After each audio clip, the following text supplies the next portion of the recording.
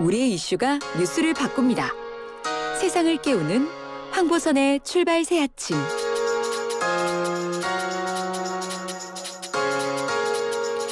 자, 출발 새 아침을 만관유로 열어젖혀볼까요? 최유 아나운서 어서 오십시오. 네, 안녕하세요. 최유입니다. 네. 오늘도 YTN 라디오 황보선의 출발 새 아침 청취자 여러분 문자 받아볼 텐데요.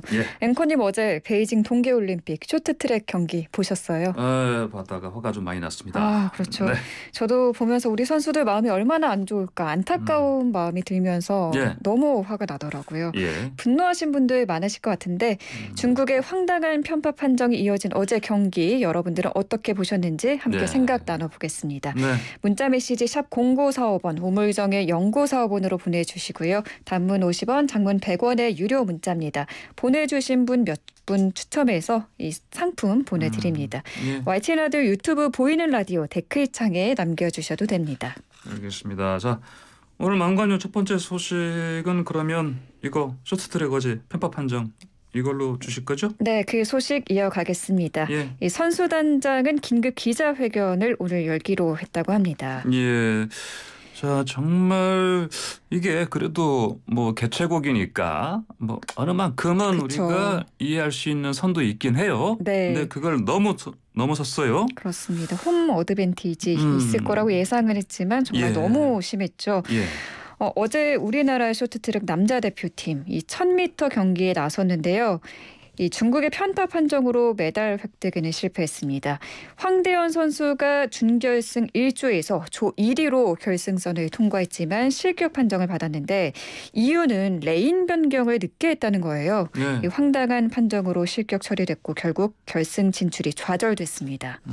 자, 그리고 이준서 선수도 역시 납득하기 어려운 판정 받지 않았습니까? 네, 이준서 선수는 이 황대현에 이어 2위로 결승선에 이 골인을 했는데요. 마찬가지로 레인 변경 반칙을 했다는 이유로 실격 처리를 했습니다. 우리나라 선수들의 실격 판정으로 공교롭게도 결승에 오른 것은 중국 선수들입니다. 어부지리로 중국 선수 2명이 구제를 받았고 중국 선수 3명이 결승전에 나가게 됐습니다. 방금 이준서 선수가 그 결승선 말씀하셨는데 결승선이고 저 피니시 라인. 네, 그렇습니다. 그렇고요. 네네. 그리고 자, 박장혁 선수는 어떻게 됐죠? 박장혁 선수. 네, 박장혁 선수는 구제를 받아 준결승 진출에 성공했지만 왼쪽 손가락이 찢어지는 부상을 당했습니다.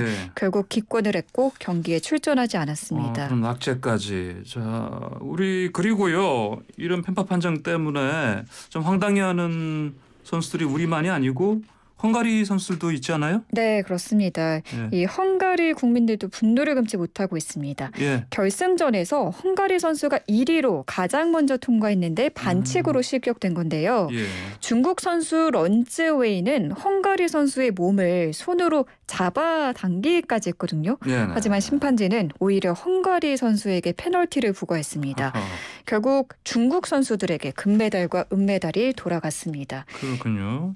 자, 그러면은 우리나라 선수단 이제 어떻게 적극 대응해야 되지 않겠습니까? 네, 그렇죠. 어떻게 합니까? 네, 윤홍근 선수단장은 오늘 오전 11시에 이 베이징 동계올림픽 메인 미디어 센터에서 긴급 기자회견을 합니다. 판정에 대한 항의의 뜻을 전할 것으로 보입니다. 그래요. 기자회견을 11시에? 네. 기자 11시에. 잠시 후 11시에 열립니다. 알겠습니다. 그리고 자, 그럼 다음 만관유 주세요. 네, 두 번째 만관유는 대선 후보 사자토론 난항 끝 11일에 열린다입니다. 이번 주 금요일이요. 결국은 이게 뭐 이거는 다시 뭐 무산되거나 그러지 않겠죠? 네, 아무래도 협의가 무산되진 않을 것으로 보이고요. 더불어민주당과 국민의힘, 정의당, 국민의당 대선 후보 4명이 참여를 하고요. 저녁 8시부터 2시간 동안 진행됩니다. 종편 4개사와 연합뉴스TV와 YTN 등 보도채널 2개사 총 6개 방송사가 중계합니다. 그렇군요. 원래 JTBC 단독 중계였었는데 이 방송사가 늘어났네요. 네, 그렇습니다. 앞서 국민의힘이 8일 오늘 열릴 뻔한 토론에서 네. 이 중개사인 JTBC의 편향성을 문제 삼은 데 따른 것으로 보이고요. 예. 사회자는 기자협회가 추천한 뒤에 4당이 모두 동의한 인물로 확정하기로 했습니다.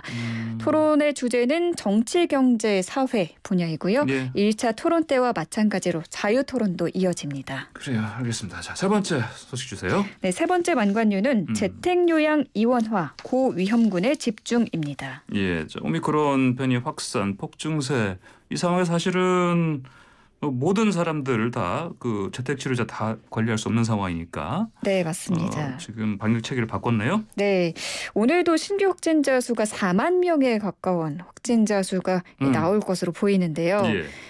그래서 정부는 이 재택 치료도 고위험군에 집중하기로 했습니다. 네, 저 어떻게 달라집니까? 네, 재택 치료 대상을 두 가지로 나누어서 대응합니다. 네. 먼저 60세 이상 고위험군이나 먹는 치료제를 처방하는 대상자는 집중지원군으로 분류를 해서요.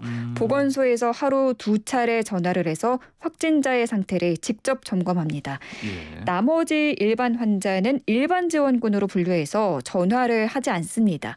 일반 지원군의 몸 상태는 보건소에서 따로 확인을 하지 않으니 스스로 알아서 셀프 진단을 해야 하는 겁니다. 아, 그래요. 자, 그럼 알아서 셀프 진단 진료를 해라. 그러면은 이게 뭐랄까 갑자기 몸이 안 좋아지고 악화되는 경우도 분명히 있을 거란 말입니다. 어떻게 해야 됩니까? 그렇죠. 그럴 때는 평소 다니시던 병의원에 전화를 해서 비대면으로 진료를 받으시거나 외래진료센터를 찾아 대면 진료를 받으시면 됩니다. 예. 다른 방법도 있는데요. 지자체에서 운영하는 재택관리센터 상담센터에 전화하셔서 이 진료를 받으시면 됩니다. 예. 이때 비대면 진료를 받을 때 비용은 무료고요. 예. 필요한 약도 처방받을 수 있습니다. 그래요. 만약에 또 혼자 사는 경우에 해열제나 소화제 등의 약이 필요한 경우 보건소에서 배송을 해주기도 한답니다. 그래요? 뭐 이것도 요청을 해야 될 건데 보통 보건소 전화하면은 다들 바쁘셔서 네. 뭐 수십 통 전화해도 못 받는 경우도 많아요. 네, 전화 연결이 어렵다고 하네요. 걱정스럽습니다. 네. 자, 그리고 일반 관리 받는 분들한테는 그러면 그동안 지급하던 물품들이 있지 않습니까? 네. 뭐 해열제라든지 그런 거 어떻게 됩니까? 네, 원래 재택 치료에 들어가면 산소 포화도 측정기나 해열제, 또 체온계 등을 지급했는데요.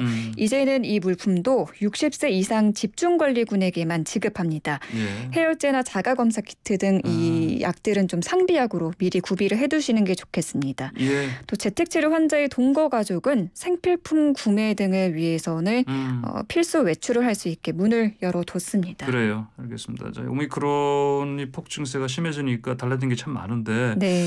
지침들 참 혼란스러운 게 많아요. 예, 잘 숙지를 해야 되겠습니다. 네. 네 번째 만관해 주세요. 네 번째 만관유는 새 학기부터 학교가 확진자 자체 조사입니다. 그래요. 어저께 교육부에서 발표한 내용이죠? 네, 어제 교육부가 발표를 했는데요. 이 3월 새 학기부터는 학교 자율로 수업 방식과 등교 여부를 결정하고요. 학교가 자체적으로 밀접 접촉자를 분류하고 또 조사하게 됩니다. 그래요. 학교에서 자체적으로 한다. 확진자가 나오면 그럼 어떻게 한다는 얘기예요? 네, 기존에는 확진자가 학교에서 나오면 방역 당국이 조사를 했잖아요. 네. 이제는 학교가 자체 조사해서 밀접 접촉자를 분류하는데요. 밀접 접촉자로 분류된 학생들 중에 증상이 있거나 고위험 기저질환자가 있으면 네. 바로 선별진료소로 가서 PCR 검사를 하게 됩니다. 예. 이때 음성이 나와야지만 등교 혹은 출근을 할 수 있고요. 밀접 접촉자 중에 증상이 없는 학생은 학교에서 신속 항원 검사 키트를 받아서 집으로 가서 직접 검사를 해야 합니다. 네. 집으로 가서 검사한다. 네, 집에서 일주일 동안 3회 이상 신속 항원 검사를 해서 음성이 나와야지만 등교할 수 있습니다. 그래요. 이 신속 항원 검사 키트는 지금 약국에서 살 수가 있어요? 네, 그렇죠? 맞습니다. 예. 그러면 일단 3월 개학철이 되면은 학생들이 뭐 정상 등교한다. 뭐 대면 수업한다 이렇게 봐야 되겠네요. 네, 일단 교육부의 방침은 웬만하면은 대면 수업을 하자입니다. 예. 다만 확진자가 너무 많이 나오면 수업 진행이 어렵기 때문에 기준을 만들었는데요. 예. 재학생 확진 비율 3% 또는 확진이나 격리 학생 비율이 15%를 넘으면 학교가 자체적으로 등교 여부나 원격 수업 전환 등을 자율적으로 결정하게 됩니다. 그러니까 확진 비율로만 하면 3%, 전체 100명 중에 3명. 네. 그리고 확진과 함께 격리 학생까지 합쳤을 때 15%, 100명 중에 15명 이상 넘으면 그때는 뭐 등교 어떻게 할지 학교마다 자율적으로 결정한다. 네. 뭐 이렇게 되면 혹시 학교가 스스로 하게 되면 좀 뭐 방역에 어떤 구멍이 생기지 않을까 걱정이 생기기도 하는데요. 네, 현재 10대 확진자 비율이 굉장히 크고 또 계속 증가하고 있는 추세거든요. 이 일부 학부모들은 이 걱정이 너무 커서 자체 방학을 했습니다. 아이를 학교에 보내지 않겠다고 했어요. 자체 방학이요? 네. 또 한편 교원 단체들은 이번 조치를 두고 반발하고 있습니다. 그래요? 네, 알아서 결정하고 책임지는 구조라면서 학교에 과도한 책임을 떠넘기고 있다라고 목소리를 높였고요. 교사들은 방역 업무가 과도하게 늘어날 것을 우려하면서 제대로 된 수업이 가능하겠느냐고 지적했습니다. 제가 오늘 준비한 만관유는 여기까지고요. 이어서 청취자 문자 살펴보겠습니다. 많은 분들이 분노를 하셨나 봐요. 문자 많이 보내주고 제가 먼저 한번 읽어드릴까요? 네. 8162님께서 딱 한마디 하겠습니다. 중국이 중국했다. 중국이 중국했다. 짧지만 강한 메시지 보내주셨네요. 네, 또 9131번님은 어제 실격 판정이 너무 화가 납니다 하시면서 이제 분노를 표해 주셨고 9555번님은 오죽하면 저는 결승전에서 헝가리를 응원했습니다 라고 하셨고요. 네, 금메달을 뺏긴 헝가리 선수는 이루 말하기도 힘들어요 라고 하셨습니다. 네, 7088님께서 주신 메시지. 자, 이러니 젊은 사람들이 혐중정서 갖게 되는 거죠. 스포츠에서까지 자국 이기주의를 보여주다니 국제적 망신으로 두고두고 남게 될 겁니다. 이런 메시지 주셨습니다. 네, 4306번님은 눈뜨고 코베이징. 어휴 답답합니다. 이렇게 보내주시는데. 눈뜨고 코베이징. 네, 이분께 상품 보내드리겠습니다. 그래요. 네. 그리고 1565님께서는 김동성 선수가 생각나더라고요. 이거 항의한다고 뒤집을 수 있는 건가요? 이런 질문 주셨는데요. 어쨌든 저희 대한체육회에서 관련해서요. 국제빙상경기연맹 그리고 IOC에 항의 사안 발송을 했고 또 스포츠 중재재판소에 제소도 하기로 했습니다. 뭐 어떻게 될지는 결과는 지켜봐야 되겠네요. 네. 그리고 오늘 오전에 11시에 기자회견 하고요. 네. 네, 오늘 최유연사 아나운서와 함께한 만관유 여기서 마무리하겠습니다. 말씀 잘 들었습니다. 감사합니다. 네, 감사합니다.